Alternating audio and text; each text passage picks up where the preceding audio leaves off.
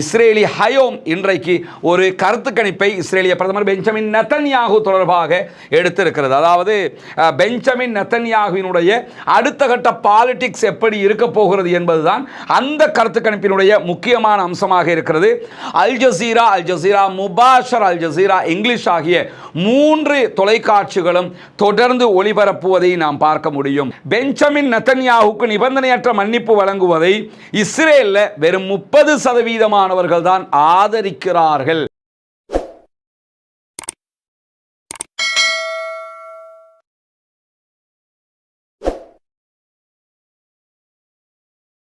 அன்பிற்கினிய சகோதர சகோதரிகளே, நம் அனைவர் மீதும் ஏக இறைவனுடைய அமைதியும் கருணையும் உண்டாகட்டுமாக என்கிற உயரிய பிரார்த்தனைகளோடு பாலஸ்தீனத்தில் நடக்கிற செய்திகளை கடந்த 2 ஆண்டுகளுக்கு மேலாக தொடர்ந்து நம்ம பார்த்து வர்றோம். இடையில 2 நாட்கள் இலங்கையில் ஏற்பட்டிருக்கக்கூடிய தித்வா புயல் காரணமாக கடுமையாக பல பாகங்களும் பாதிக்கப்பட்டிருக்கிறது. அதற்கான உதவிகளை வழங்கும் முகமாக நம்ம அங்கே போகிற காரணத்தினால சில நேரங்களில் நமக்கு இந்த வீடியோ மிஸ் ஆகுது. அதை மட்டும் ஓரிரு நாட்களுக்கு பொறுத்துக் கொள்ளுங்கள். காசாவிலே யுத்த நிறுத்தம் ஏற்பட்டு 56வது நாளான இன்று என்னவெல்லாம் நடந்திருக்கிறது என்பதைத்தான் நாம் பார்க்க இருக்கிறோம். நேற்றைய தினம் கூட நம்ம இலங்கையினுடைய மத்திய மாகாணம் கம்பளையில் வீடுகளை துப்புரவாக்குகிற பணிக்கு போயிருந்தோம். அதே மாதிரி பேராதனிய பகுதிகளில் மலையுச்சியில் கிட்டத்தட்ட காட்டு வழிப்பாதைகளில் ஒரு 8 கிலோமீட்டருக்கு மேலே சுற்றி ஏற வேண்டிய ஒரு பகுதிக்கு நாமும் நம்முடைய சகோதரர்கள் அத்தனை பேரும் இணைந்து ஒரு 200 குடும்பங்கள் இருக்கக்கூடிய பகுதிகளுக்கு மொத்தமாக உணவுகளை கொண்டு போய் கொடுக்கிற ஒரு பணியை இரவோடு இரவாக செய்திருக்கிறோம். அதனால தான் நேற்றைய நம்முடைய வீடியோவை வெளியிட முடியாமல் போயிருக்கிறது. எனவே அதையும் பொறுத்துக் கொள்ளுங்கள். காசாவிலே நடைபெற்று வரக்கூடிய செய்திகள், இன்றைக்கும் காசாவில் கிட்டத்தட்ட 11,000 குழந்தைகள் தங்களுடைய வாழ்க்கையை மாற்றுகிற காயங்களால் பாதிக்கப்பட்டிருக்கிறார்கள் என்கிறது ஐக்கிய நாடுகளுடைய குழந்தைகள் நிதியமாக இருக்கக்கூடிய யுனிசெஃப். 11,000 காசாவினுடைய குழந்தைகளுக்கு எதிர்காலம் இல்லாமல் போயிருக்கிறது. அதாவது அவர்கள் நிரந்தரமாக ஊனமுற்றிருக்கிறார்கள், ஏதோ ஒரு வகையில் உடல் உறுப்புகளை மொத்தமாக இழந்திருக்கிறார்கள், மாற்றுத்திறனாளியாக மாறியிருக்கிறார்கள் என்கிறது யுனிசெஃப். இந்த அளவுக்குண்டான ஒரு பயங்கரமான அழிவு ரீசெண்டாக நடந்த எந்த ஒரு யுத்தத்திலும் ஏற்படவில்லை என்கிற அளவுக்கு காசாவினுடைய குழந்தைகளுடைய கவலைக்குரிய நிலையாக இதை நம்ம பார்க்க முடிகிற அதே நேரத்தில் இஸ்ரேலுடைய பிரபலமான செய்தி பத்திரிகையாக இருக்கக்கூடிய ஹரேட்ஸ் இன்றைக்கு வெளியிட்டிருக்கக்கூடிய ஒரு முக்கியமான செய்தியில் காசா யுத்தத்தில் பங்கேற்று அப்பாவிகள் மீது அநியாய தாக்குதல்களை நடத்திய இஸ்ரேலிய ஆக்கிரமிப்பு இராணுவத்தில் இருக்கக்கூடிய பல பேர் உளவியல் பிரச்சனைகளுக்கு தள்ளப்பட்டிருக்கிறார்கள். குறிப்பாக இஸ்ரேலுடைய படைகளில் மிக பிரபலமான படைதான் கிவ்வாதி படைப்பிரிவு. இந்த படைப்பிரிவினுடைய ஒரு அதிகாரி உளவியல் பிரச்சனை காரணமாக இன்றைக்கு செய்து கொண்டிருக்கிறார் என்கிற செய்திகளும் வெளியாகி இருக்கிறது. கோலான் படைப்பிரிவு இந்த யுத்தத்தில் இருந்து இடையிலேயே பின்வாங்கியது நமக்கு தெரியும். கிவ்வாதி படைப்பிரிவு அவர்களுடைய பட்டாலியன்ஸ் மொத்தமாக சேர்த்து பார்க்கும்போது கிட்டத்தட்ட அவர்களே 1,00,000க்கு மேற்பட்ட சோல்ஜர்ஸை வைத்துக் கொண்டிருக்கக்கூடிய படைப்பிரிவு. இந்த யுத்த காலத்தில் உளவியல் மனநல பிரச்சனைகளால் தற்கொலை செய்து கொண்ட அதிகமான இராணுவ பிரிவில் கிவ்வாதி படைப்பிரிவை சேர்ந்தவர்கள் தான் அதிகம் என்கிறது ஹரேட்ஸ். எனவே அப்பாவிகளை கொலை செய்வதற்கு முனை தற்போது பைத்தியமாக சுத்தக்கூடிய நிலை, இறுதியிலே அவர்களை தற்கொலை செய்து கொள்ளக்கூடிய நிலையாக மாறி இருப்பதை நம்ம பார்க்க முடிகிற அதே நேரத்தில் கான் யூனிஸ்ல இருக்கக்கூடிய கிரீன் லைனுக்கு அருகாமையில் இஸ்ரேலிய ஆக்கிரமிப்பு இராணுவத்தினுடைய ஹெலிகாப்டர்கள் கடுமையான துப்பாக்கி சூடுகளை நடத்தி கொண்டிருக்கின்றன என்கிற செய்திகளை Al Jazeera Mubasher, Al Jazeera English ஆகிய 3 தொலைக்காட்சிகளும் தொடர்ந்து ஒளிபரப்புவதை நாம் பார்க்க முடியும்.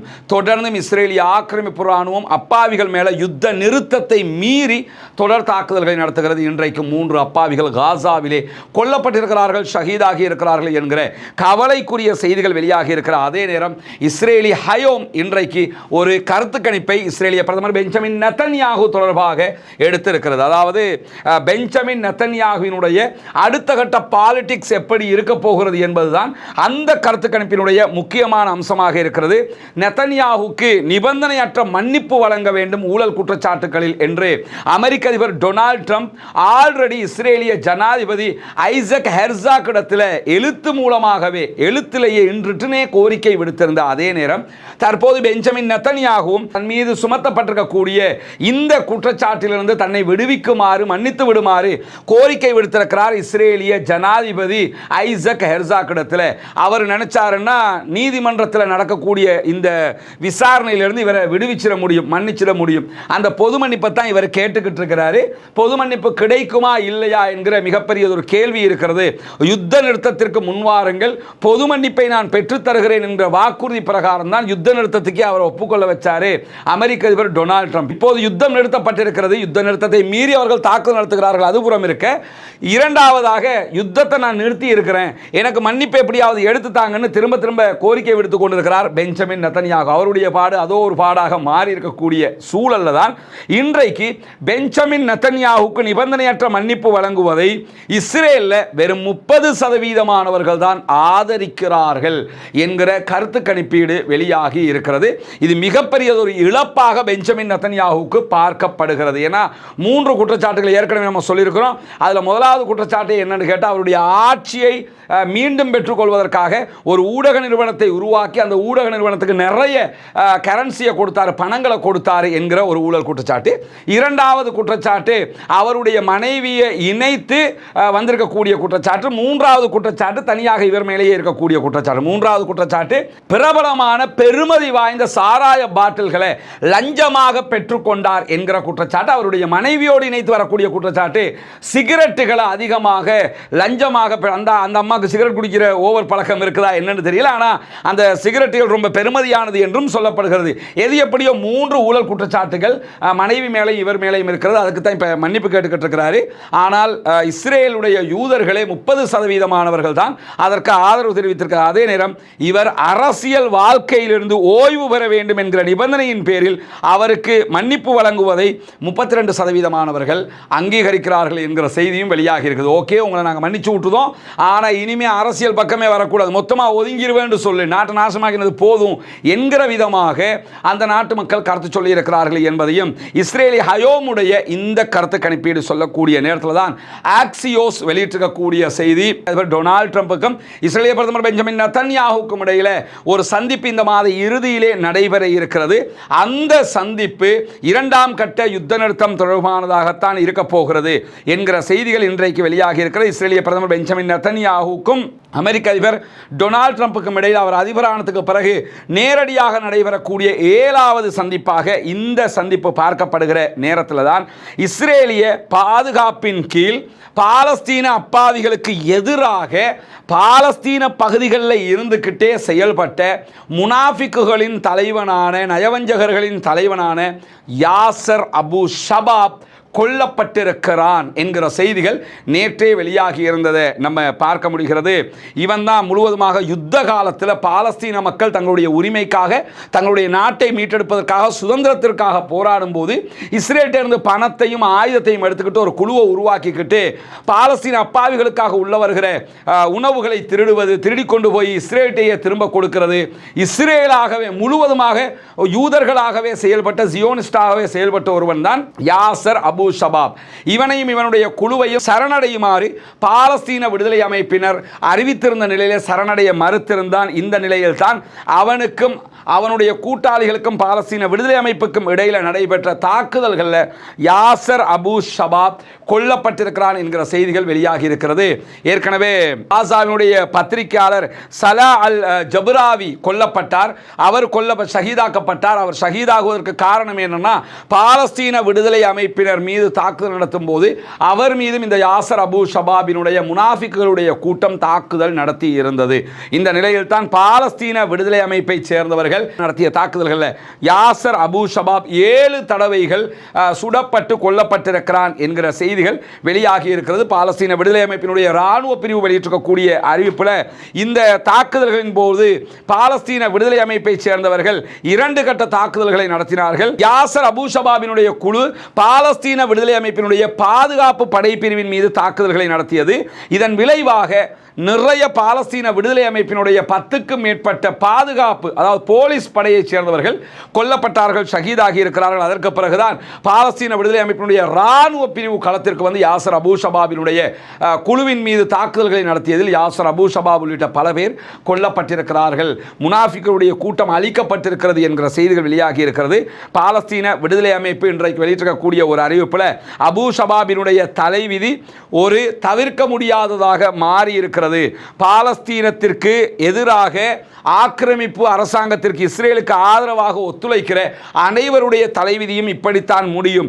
தன்னுடைய மக்களையும் தன்னுடைய நாட்டையும் காட்டிக் கொடுத்தவன் கடைசியில் இஸ்ரேலால் பாதுகாக்க முடியாத அளவுக்கு தெருவிலே சுடப்பட்டு கொல்லப்பட்டிருக்கிறான் என்கிற செய்திகளை அவர்கள் வெளியிட்டிருக்கிறார்கள்.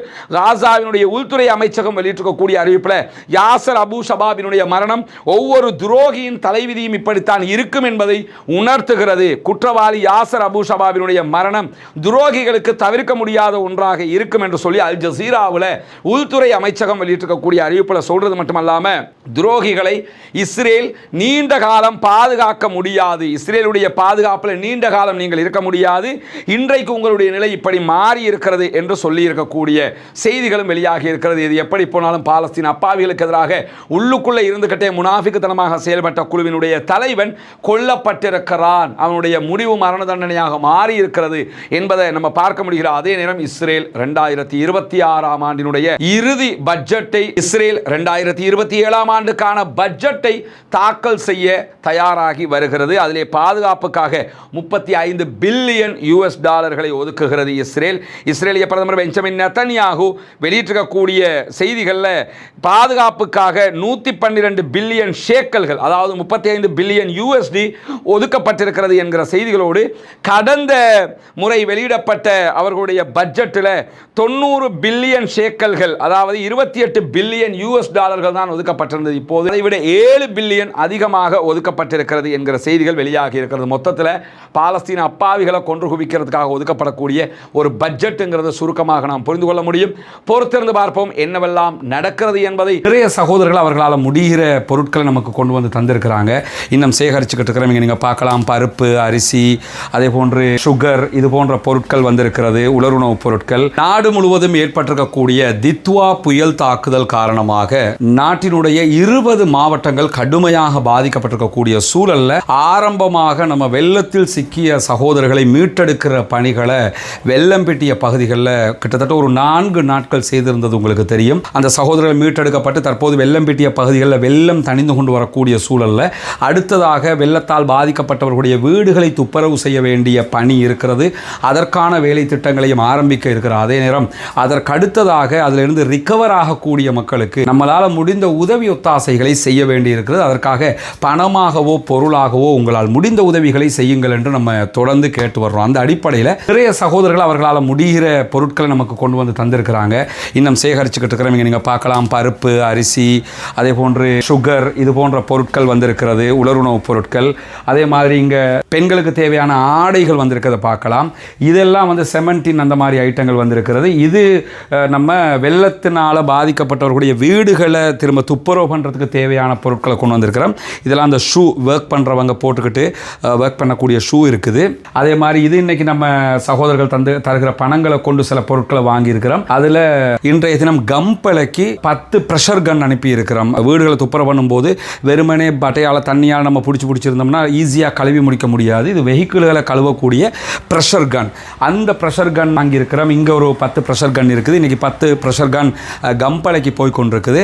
அதே மாதிரி இந்த பக்கம் அங்கே முன்னாடியெல்லாம் பார்த்தீங்கன்னு சொல்லி சொன்னால் வைப்பர், தேய்ச்சி கழுவுற ப்ரஷ், இந்த மாதிரி ஐட்டங்கள் எல்லாம் கொண்டு வரப்பட்டிருக்குது. இதெல்லாம் அடுத்த கட்டமாக கழுவுகிற வேலைகள், வீடுகளை துப்புரவு பண்ணுகிற வேலைகளுக்கு தேவையான ஐட்டங்களாக இருக்குது. கெமிக்கல்ஸ் நம்ம ஆர்டர் பண்ணியிருக்கிறோம். அதெல்லாம் வர இருக்குது. மக்கள் தாராளமாக தந்து கொண்டிருக்கிறார்கள். தொடர்ந்தும் இதற்காக நீங்கள் ஒத்துழைக்க வேண்டும். உங்களால் முடிகிற தொகை 100 ரூபாய், 200 ரூபாய், 500 ரூபாய், 1000 ரூபாய், 10,000 ரூபாய், லட்சம் ரூபாய் எதுவாக இருந்தாலும் சதகத்துல் ஜாரியாவாக நீங்கள் தந்து உதவுங்கள். இந்த பாதிக்கப்பட்ட மக்கள் ஜகாத்தை பெறுவதற்கு தகுதியான மக்களாகவும் பல பேர் இருக்கிறார்கள். எனவே உங்களுடைய ஜகாத் நிதிகளாக இருந்தாலும் மார்க்க அடிப்படையில் இதை தாராளமாக தந்து உதவ முடியும். அவற்றை அழகாக முறைப்படி அந்த மக்களுக்கு கொண்டு போய் சேர்க்கிற வேலைகளை தான் நம்ம செய்ய இருக்கிறோம். முதல் கட்டமாக கம்பளைக்கு போய் கம்பளை சகோதரர்களுடைய நிலைமைகளை பார்ப்பதற்கும் நம்ம போக இருக்கக்கூடிய இந்த சந்தர்ப்பம் சந்தர்ப்பத்தில் தான் இந்த பொருட்கள் தாராளமாக வந்து கொண்டிருக்கிறது. தொடர்ந்தும் உதவ விரும்புகிறவர்கள் நம்முடைய முன்னால் தெரிகிற வங்கி கணக்கிழக்கத்திற்கு உங்களால் முடிந்த தொகைகளை வைப்பு செய்ய முடியும். அதே நேரத்தில் பொருளாக தர விரும்புகிற சகோதரர்கள் கொழும்பு மாளிகாவத்தை போலீஸுக்கு பின்னாடி இருக்கக்கூடிய NHS ஃபிளட் ஜாதிக மகள் நிவாசில் முன்னாடியே மில்டன் பெரேரா மாவட்டத்தில் 4வது லேன் லெஃப்ட் ஹேண்ட் சைடில் 4வது லேன் ஹிஜ்ரா லேன், அதில் முன்னாடியே ரைஸ் ஆப் அகாடமி என்று சொல்லி நம்ம அகாடமி இருக்குது, அங்கே கொண்டு வந்து தாராளமாக தர முடியும். அதுக்குரிய முன்னால் இருக்கக்கூடிய நம்பர்களுக்கு தொடர்பு கொண்டு உங்களால் எது முடியுது, ஒரு 5 கிலோ அரிசி பேகு தான் முடியும்னாலும் கொண்டு வந்து தாங்க. தாராளமாக அதை மக்களுக்கு கொண்டு போய் சேர்ப்பதற்கு தயாராக இருக்கிறோம். நம் அனைவருடைய எண்ணங்களையும் செயல்பாடுகளையும் வல்ல ரஹ்மான் தூய்மையாக ஏற்றுக்கொள்வானாக என்கிற பிரார்த்தனைகளோடு உங்கள் உதவிகளை எதிர்பார்க்கிறோம். தொடர்ந்தும் மக்கள் பணியாற்றுவோம்.